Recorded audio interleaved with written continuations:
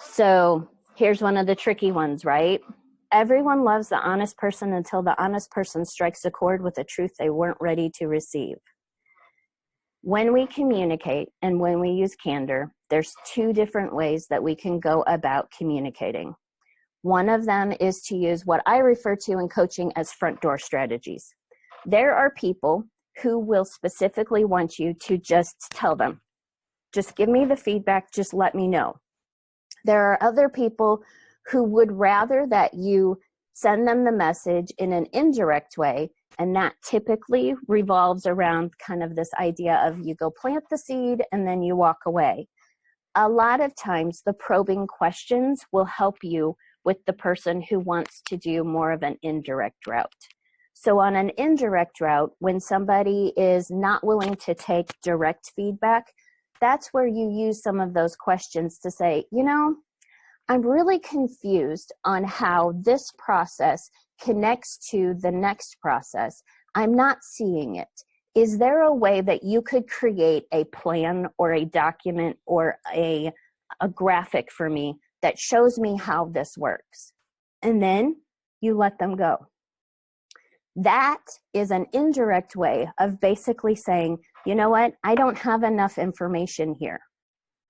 Now, a direct feedback person will be like, hey, I'm okay if you tell me you don't have enough information. It doesn't bother me to hear that.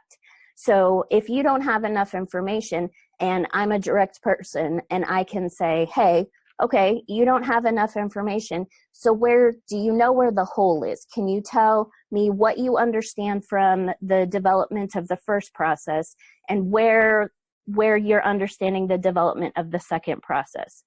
Direct people will be okay with engaging in that kind of dialogue. Indirect individuals, it's better to kind of throw the probing question out, let them go and come up with the solution, and then come back to them and say, you know, once again, if you could create a graphic for me, I think that would help me understand where we're going.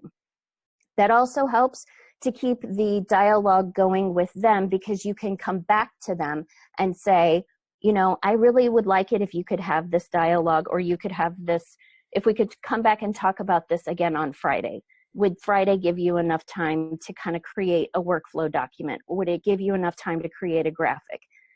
That gives them the ability to slide in the situation. A direct person may be like, nope, that wasn't what I was thinking. I was thinking that we could go from this junction at process A, and then that it would connect, and they can give you that whole plan right there on the spot. So it's really about working with the dynamics of your team and knowing who can handle and can do the whole thinking and speaking on the fly, and who can handle you being very honest with them in that moment. So when you are looking at these situations, it's also important, once again, to ask for permission.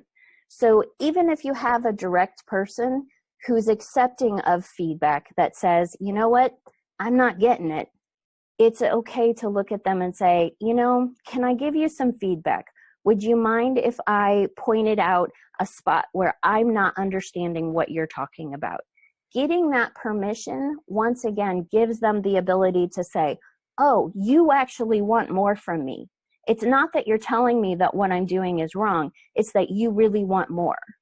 There's a difference in the messaging for people, and it's really important to, once again, bridge that gap.